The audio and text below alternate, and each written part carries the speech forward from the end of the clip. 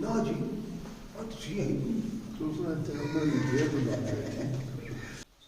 اجے کو آیت سنائیے جڑی بات لائی سی نا ساڈے تنظیم والے پنڈی شہر جی جی جی وہ غلط شیعہ ہے نا جو تربول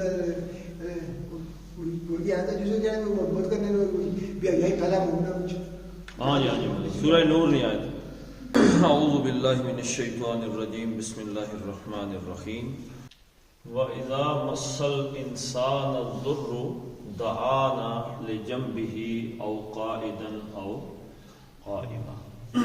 یہ بیسیکلی دو مختلف چیزیں ایک اس آیت کے اندر بیان کی گئی ہیں. ایک تو عام انسان کے نام سے جب یہ بات کی گئی تو اس میں نہ ہندو ہے نہ مسلمان ہے نہ عیسائی ہے نہ یہودی ہے، ہر انسان کا حال یہ ہے. اور دوسرا مفہوم اس میں یہ بیان کیا گیا کہ وہ کفار جو جلدی جلدی کہتے تھے جی ہمارے لیے یہ بہتری ہو جائے، جیسے مکے کے لوگ تھے کہتے تھے کہ اگر ایسے حالات ہو جائیں تو ہم ایمان لے آئیں گے. جیسے حضرت موسیٰ علیہ السلام کے زمانے میں قبطیوں پہ عذاب آتے تھے تو وہ کہتے تھے اگر یہ عذاب ہٹ جائے تو ہم ایمان لے آئیں گے. تو یہ اس کا جواب ہے کہ انسان جب پھنس جاتا ہے تو کیا کرتا ہے، جب نکل جاتا ہے تو پھر کیا کرتا ہے. دونوں صورتیں ہر انسان کے ساتھ ہے.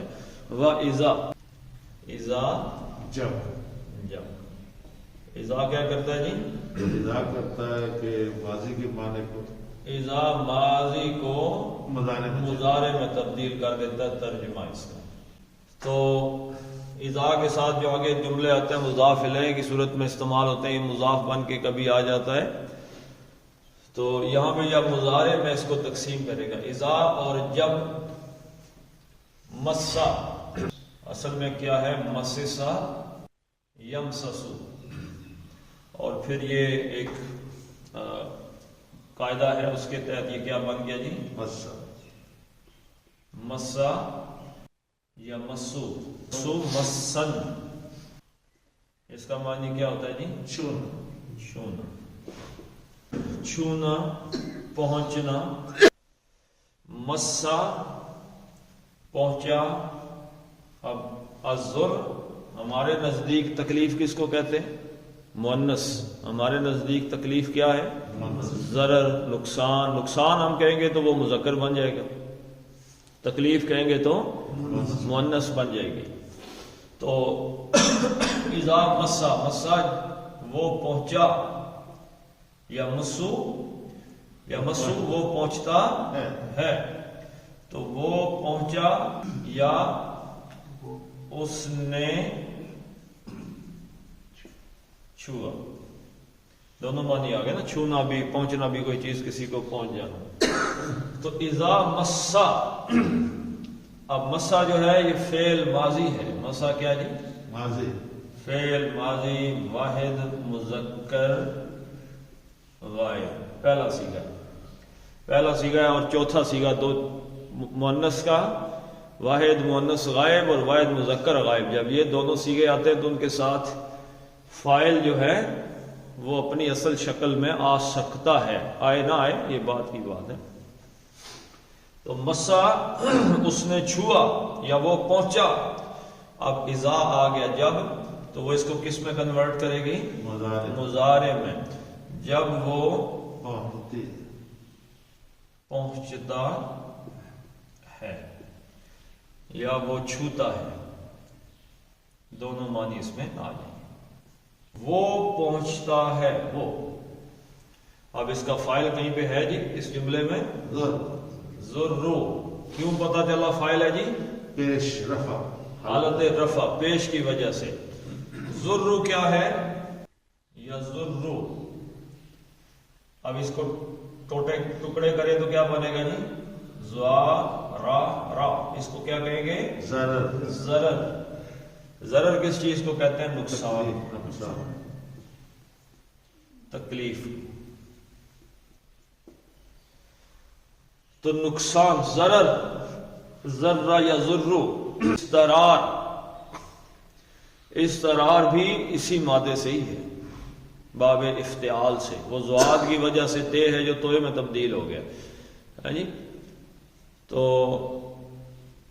اللہ تعالیٰ نے قرآن حکیم میں مضطر کے کیا قوانین بیان کیے ہیں؟ جو پریشان ہو جائے، جس کی پریشانی اپنی انتہا کو پہنچ جائے کسی بھی معاملے میں، مضطر، وہ کیا کرتا ہے؟ وہ دعائیں مانگتا ہے جی۔ آرام کھانے کی بھی مضطر کو اجازت ہے، لیکن کتنی؟ جتنی جان بچ جائے۔ مضطر مطلب کہ وہ اتنی شدید پریشانی میں ہو کہ اس کو موت لاحق ہونے کے خطرات پڑ جائیں۔ تو ضرر، نقصان، تکلیف، پریشانی، اب یہ فائل ہے اس کا، جب پہنچتی ہے یا پہنچتا ہے، جب پہنچتا ہے کیا چیز؟ تکلیف، نقصان،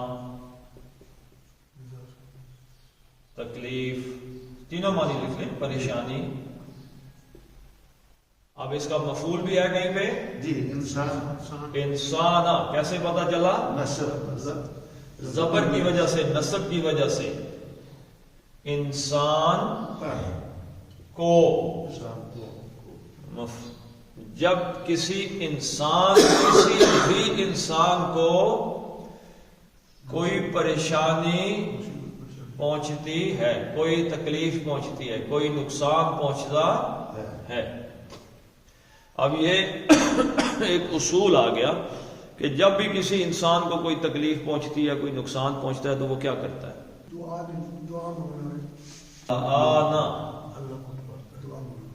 دعا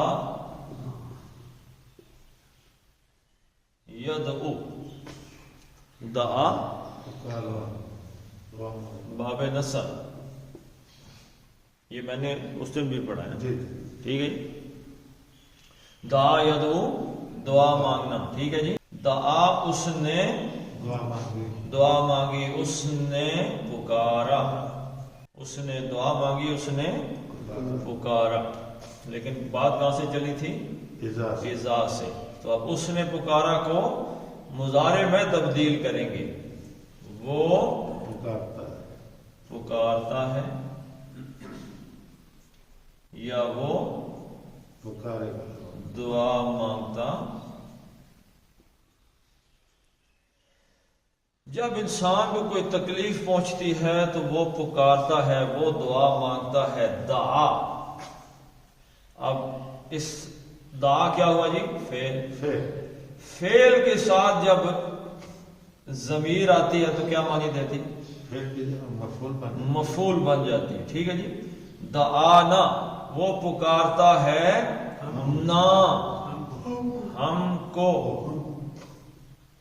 دعانا، وہ ہم کو پکارتا، ہم سے دعا کرتا ہے۔ اور کیسے دعا کرتا ہے، اس کی حالتیں بیان ہو رہی ہیں، 3۔ یہ تو آپ کو آسانی سے پتہ چل جائے گا۔ قائدن، قائدن کس چیز کو کہتے ہیں؟ قائدن بیٹھنے والے کو، بیٹھے ہوئے، حالت بیان ہو رہی ہے نا۔ دعا کی، دعا کس حالت میں پکارتا ہے؟ قائدن، بیٹھے ہوئے، او یا، او یا، قائمن، قام یقوم سے فائل، قائمن، قائدن فائل ہے، قعد یقعد سے قائمن، کھڑے ہوئے۔ یعنی مصیبت اس طرز کی ہے کہ منہ سے بس ہائے ہائے ہائے اللہ، یا اللہ، او گاڈ، بس یہی نکلتی۔ میں نے آپ کو اس دن بتایا تھا کہ لاس اینجلس میں جو آگ لگی ہے، تو کچھ لمحے پہلے وہ کیا کہہ رہے تھے کہ گاڈ لیس، یہ جو علاقہ ہے ہمارا، ٹیریٹری ہے، یہ گاڈ لیس ہے، یہاں پہ کوئی خدا شاہ نہیں۔ اور تھوڑی دیر بعد جب آگ لگی تو وہی کیا کہہ رہے تھے؟ او گاڈ، او گاڈ، او گاڈ، او اللہ، او اللہ، اللہ اللہ، خدا خدا منہ سے نکلنا شروع ہو گیا۔ تکلیف اتنی شدید ہے کہ ڈر، اتنا خوف پیدا ہو گیا، تکلیف پریشانی اتنی بڑی کہ منہ سے کیا نکل رہا ہے؟ اللہ اللہ اللہ۔ اچھا، لجنبہ، اب یہ بھی گو کہ حالت ہی بیان ہوئی ہے، لیکن اس کا انداز تھوڑا سا لام تعلیل آ گیا۔ لام تعلیل کا کیا مطلب ہے؟ کے لیے۔ جنبن ہو سکتا تھا، لیکن یہ جم بن اسم ہے اور اس کے ساتھ ضمیر آ گئی تو یہ مضاف مضاف الیہ بن گیا، تو مضاف کے ساتھ نہ تنوین آتی ہے اور نہ الف لام آتا ہے. تو جم کس کو کہتے ہیں جی؟ پہلو کو، ایک سائیڈ کو. ٹھیک ہے جی. جم بھی ترجمہ اس کے ایسے کریں گے، اس کے پہلو کے لیے، یعنی پہلو. اب دیکھیں یہاں پہ علامہ تعلیل ہے ہر پہلو پر، یعنی اب کے لیے سے مراد یہاں پہ پہلو پر پکارتا ہے. کبھی اس پہلو پہ پکارتا ہے، کبھی اس پہلو پہ پکارتا ہے، کبھی دائیں کروٹ لیتا ہے، کبھی بائیں کروٹ لیتا ہے. یعنی وہ سیدھے طریقے نہ بیٹھ سکتا ہے، نہ کھڑے ہو سکتا ہے، نہ لیٹ سکتا ہے. لیٹتا ہے تو کبھی کروٹیں لیتا ہے. نیند تو نہیں آتی نا، پریشان بندے کو نیند آ جاتی ہے. تو وہ پکار رہا ہے لیٹے ہوئے بھی، بیٹھے ہوئے بھی اور کھڑے ہوئے بھی اللہ سے دعائیں مانگ رہے ہیں. وَإِذَا مَسَّ الْإِنسَانَ الضُّرُّ دَعَانَا لِجَنبِهِ أَوْ قَاعِدًا أَوْ قَائِمًا. وہ بیٹھے بھی دعائیں مانگتا ہے، کھڑے بھی دعائیں مانگتا ہے، لیٹے بھی. یعنی جب آدمی پہ مصیبت آتی ہے تو انسان ایک دم اللہ کا بڑا پیارا تھا، نیک. جملہ کون سا بن گیا سر؟ کیا آپ کو لگا ویسے؟ مجھے لگا فعل یہی بنا تو وہ پکارتا ہے. ٹھیک ہے جی. وہ اٹھتے بیٹھتے اللہ کو پکارتا ہے لیٹے ہوئے. فلما کشفنا عنہ درہ، یہ ایک اس کا حصہ ہے. مرہ کأن لم یدعنا الی در مسہ. فلما بس لما جب کشفنا، کشف یکشف، کھول دینا، ہٹا دینا، دور کر دینا. کشف یکشف، اللہ تعالیٰ نے وہ آیت آپ کو لکھی ہوئی نظر آ رہی ہے کہ میں یکشف السوء، کون ہے کہ جو تم سے تمہاری برائیوں کو، تکلیفوں کو دور کرتا ہے. تو یہاں پہ کیا ہے جی کہ وہ آدمی وہ جو دعائیں مانگ رہا ہے، یا اللہ جی یا اللہ مجھے اٹھتے بیٹھتے لیٹتے تکلیف آ گئی، مصیبت آ گئی، پریشانی آ گئی، پریشانی دور ہو جائے، یا اللہ پریشانی دور ہو جائے. فلما کشفنا، کشفا اس نے دور کیا، اس نے ہٹا دیا، کھول دیا. اور 14واں سیغہ، آخری سیغہ کشف، کشفنا. اب نا یہاں پہ کیا ہے؟ فاعل. ٹھیک ہے جی. ہم نے کشفنا، کھول دیا، دور کر دیا. لیکن اب یہاں پہ اذا سے بات چل رہی ہے. جب ہم دور کر دیتے ہیں، جب ہم دور کر دیتے ہیں انہو، ان سے، اس سے. یہ ہوگی ضمیر کس کی طرف ہے جی؟ انسان کی طرف جس کا ذکر ہو. وہ جو انسان دعائیں مانگ رہا تھا، جب ہم اس سے دور کر دیتے ہیں. اب یہ متعلق فعل ہے. کشفنا، دور کر دینا فعل، اور نا فاعل، انہو متعلق فعل. متعلق فعل یا متعلق خبر جب بھی آئے گی تو وہ حرف جر کے ساتھ آئے گی، کو پراپوزیشن کے ساتھ. اب اس کا مفعول کیا ہے؟ کشفنا انہو درہ. راہ پہ آپ کو زبر نظر آ گئی تو یہ کیا ہو گیا؟ حالت نصب میں آیا. تو نصب کیا ہوتا ہے؟ مفعول. جب ہم دور کر دیتے ہیں اس سے درہ، تکلیف کو، پریشانی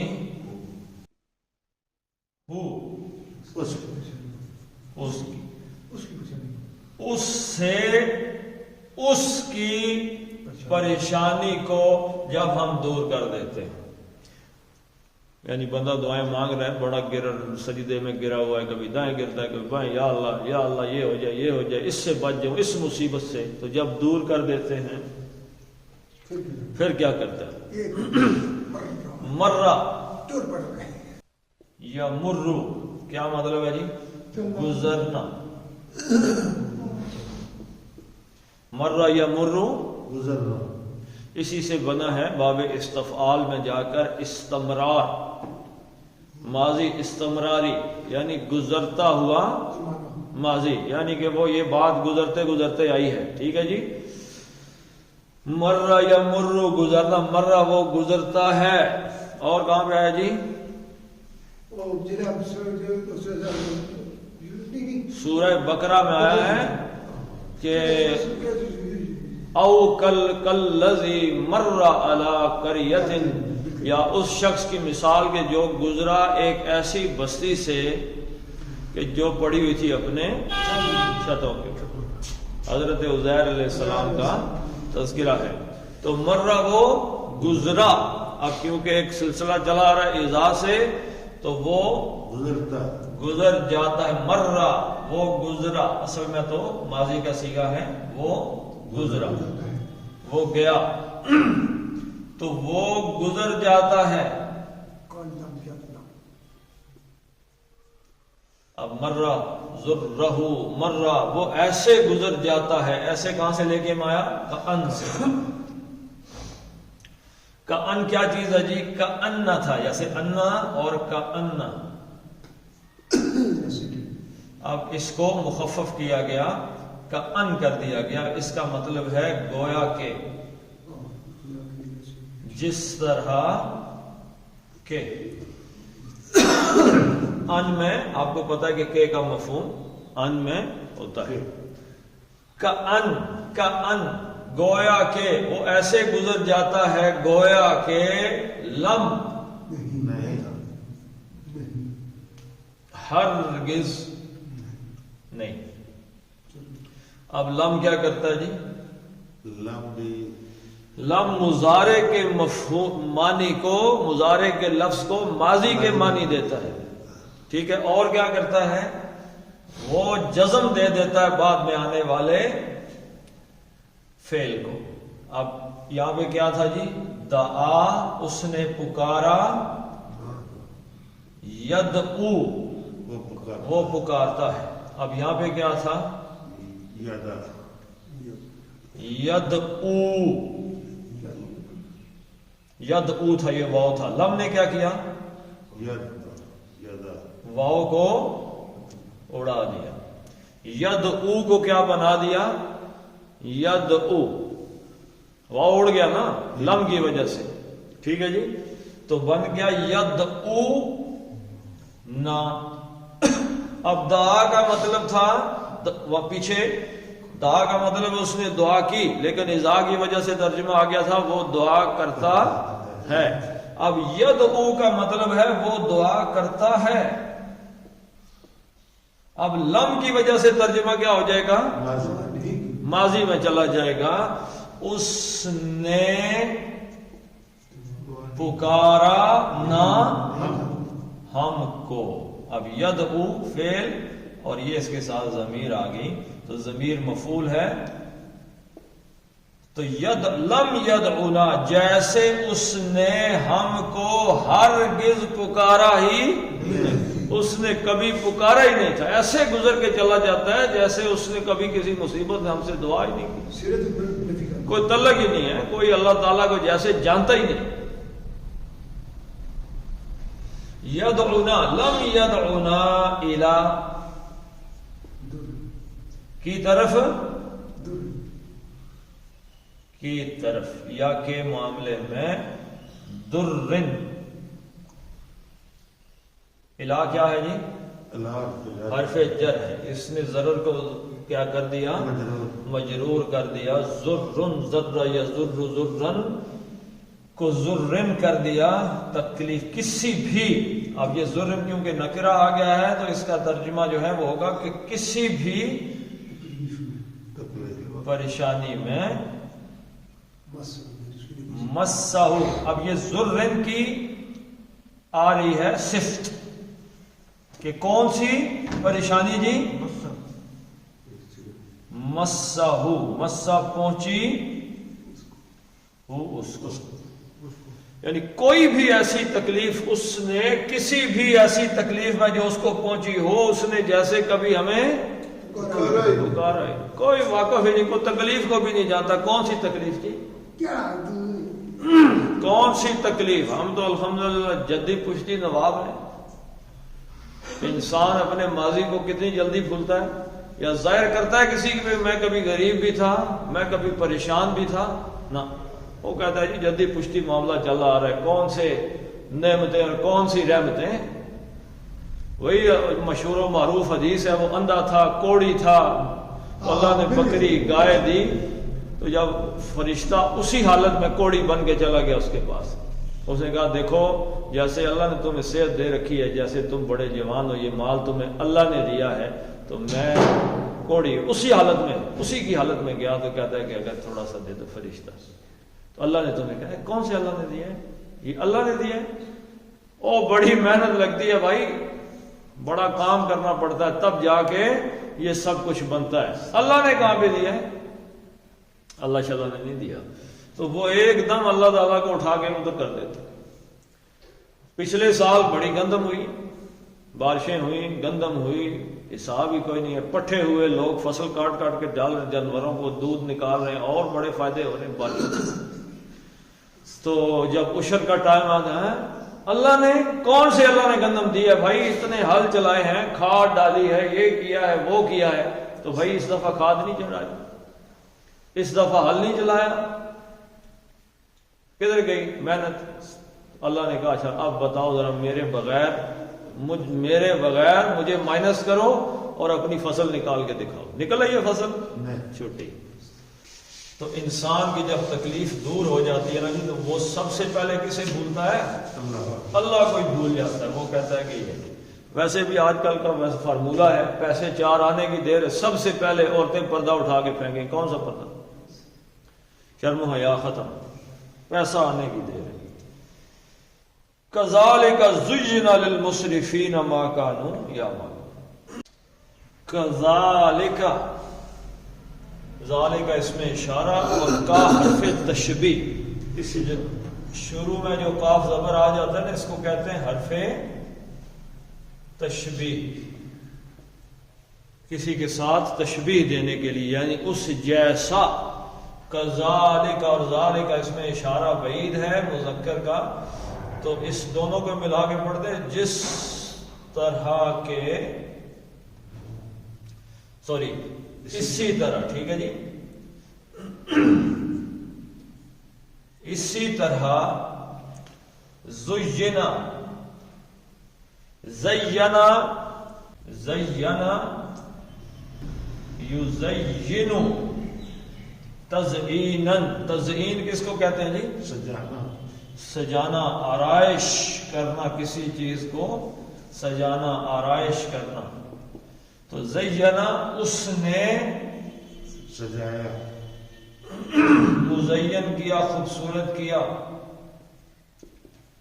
زینا کا مطلب ہے یعنی آپ کا گھر ہے، اس کو انگلش میں کیا کہیں گے جی؟ ڈیکوریٹڈ، ڈیکوریشن، ٹھیک ہے جی، کسی چیز یعنی گھر ہے اس کو ڈیکوریٹ کر دینا، کہ یہ جہاں پہ تصویر لگائی، یہ بلب لگا دیا، ادھر یہ کیا، وہ کیا، ڈیکوریٹ کیا۔ اور اب لوگ اتنے آؤٹ ہو گئے ہیں، دولت آ گئی ہے، کہ بیریر ٹاؤن میں ایک آدمی کے گھر ہم گئے، تو وہاں پہ ان کے حال جو لان تھا باہر، اس میں جا کے بیٹھے، تو اس نے ہمیں پتہ نہیں پیسے، اب مجھے صحیح یاد نہیں رہے، تو انہوں نے کہا جی کہ ڈیکوریٹر کو ہم نے اتنے پیسے دیے ہیں اس لان کے لیے، پتہ نہیں کتنے لاکھوں میں، اس نے بتایا کہ اتنے لاکھ روپیہ دیا ہے کہ یہاں پہ میز رکھنا ہے، ادھر کرسی ہے، یہاں پہ یہ پودا لگانا ہے، اس طرف یہ بیل لگانی ہے، یہ بتانے کے ہم نے 7-8 کتنے 4 لاکھ دیے، 2 دیے، مجھے صحیح پیسے یاد نہیں، اتنے پیسے دیے، تو اس نے ہمیں ڈیکوریٹ کر دیا۔ تو جو انٹیریئر ڈیکوریشن ہے، یعنی کمرے کے اندر کیا آپ ایک صوفہ کدھر رکھنا ہے، بیڈ کہاں پہ رکھنا ہے، کرسی کدھر رکھنی ہے، تصویر کدھر لگانی ہے، اس کے اور دیے ہوں گے پیسے۔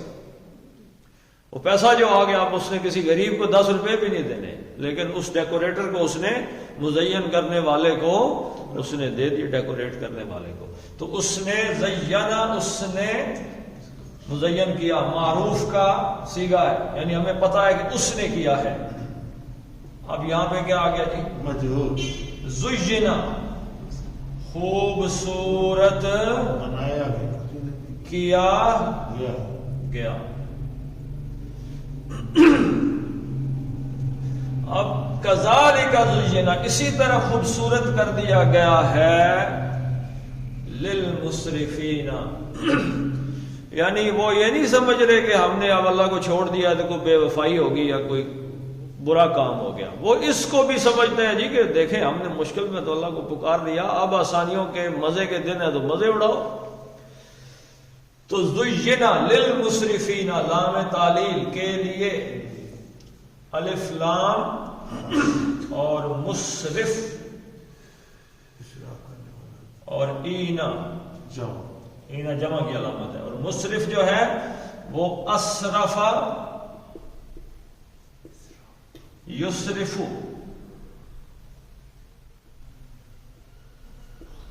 یسرف اسرافن باب افعال. اسراف کس چیز کو کہتے ہیں؟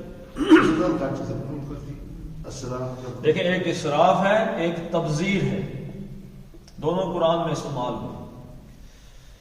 اسراف کہتے ہیں ضرورت کی چیزوں میں بے تحاشی، سونے کے لیے بستر کی ضرورت ہے بھائی، گھر میں کوئی چارپائی شاہی تو بچھانی، ضرورت کے لیے آپ چلیں کوئی ایک چارپائی ہے یا بیڈ رکھ سکتے ہیں، لیکن آپ کہیں گے جی ہم نے واٹر بیڈ رکھنا ہے،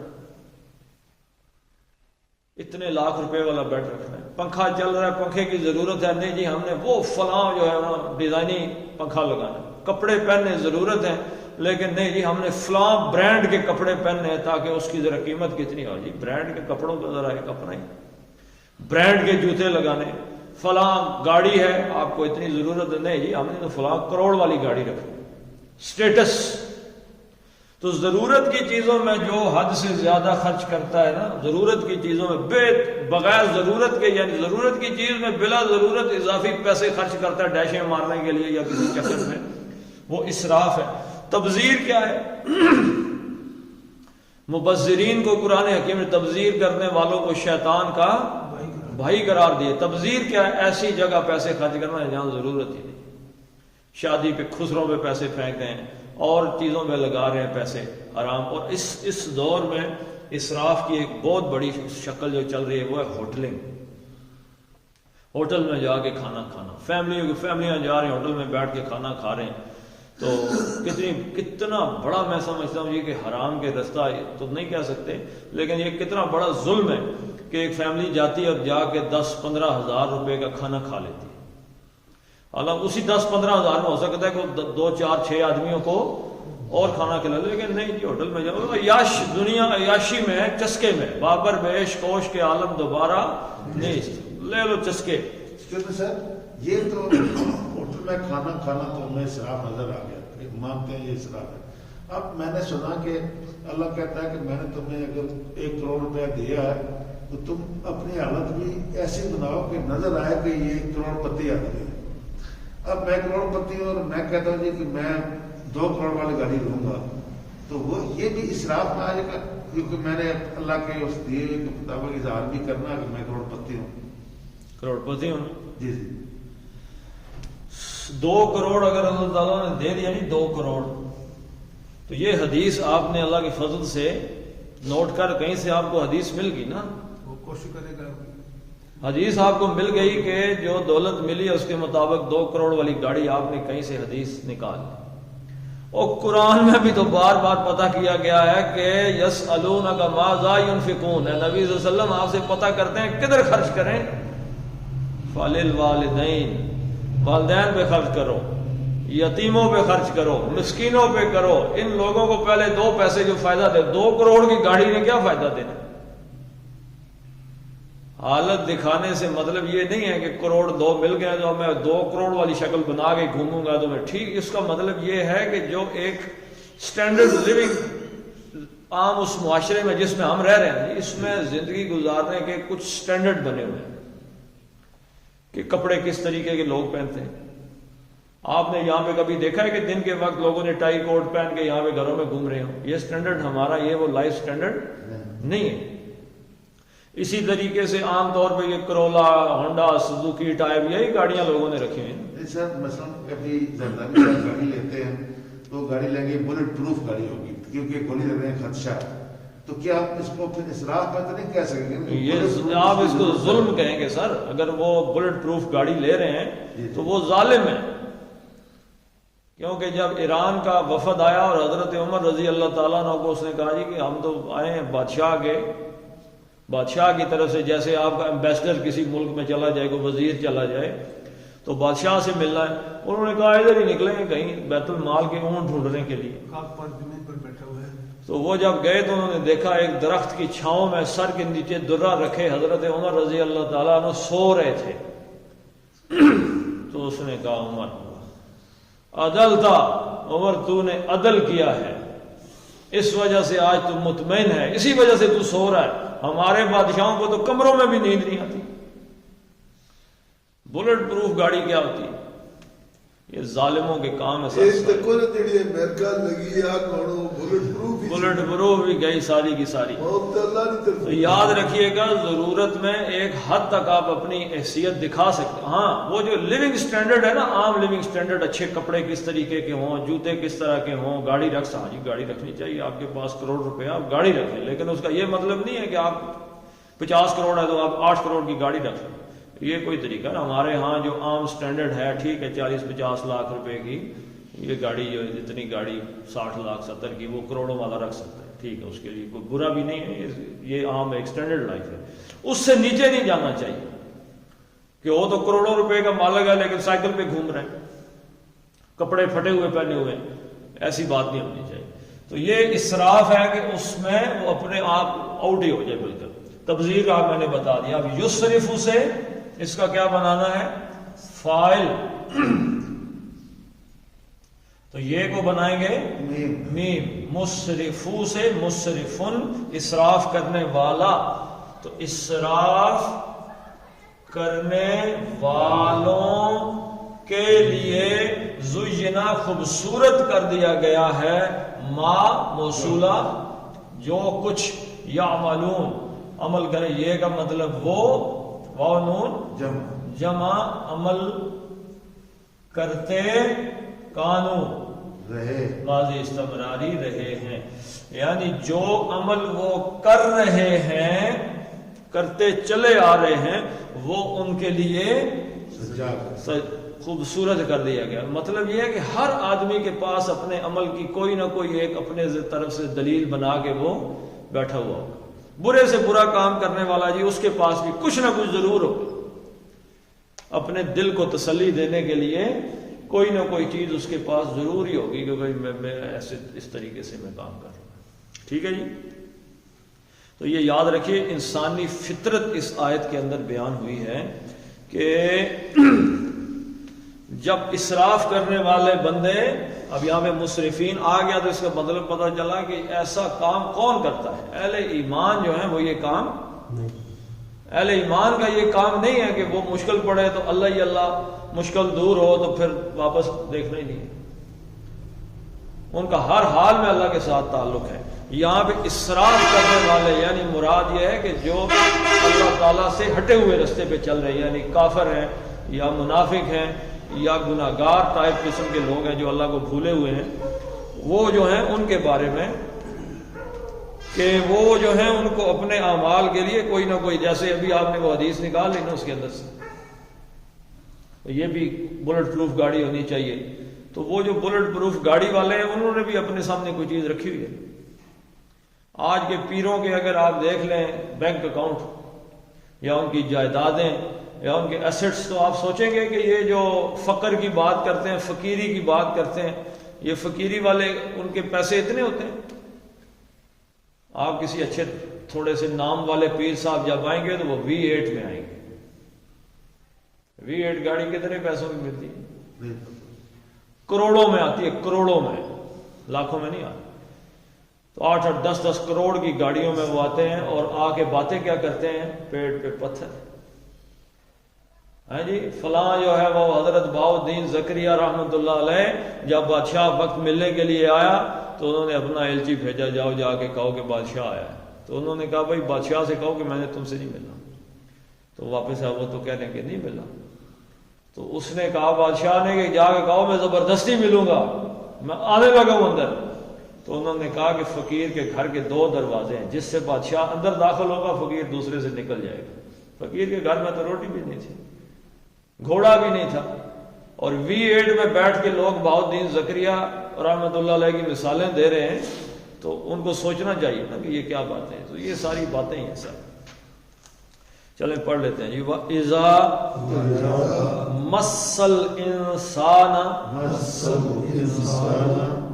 الْإِنسَانَ الضُّرُّ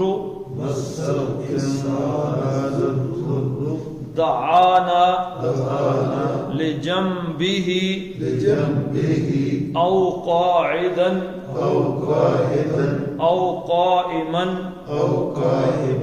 فلما كشفنا عنه ضره مر كأن لم يدعونا إلى ضر مسه كذلك زين للمسرفين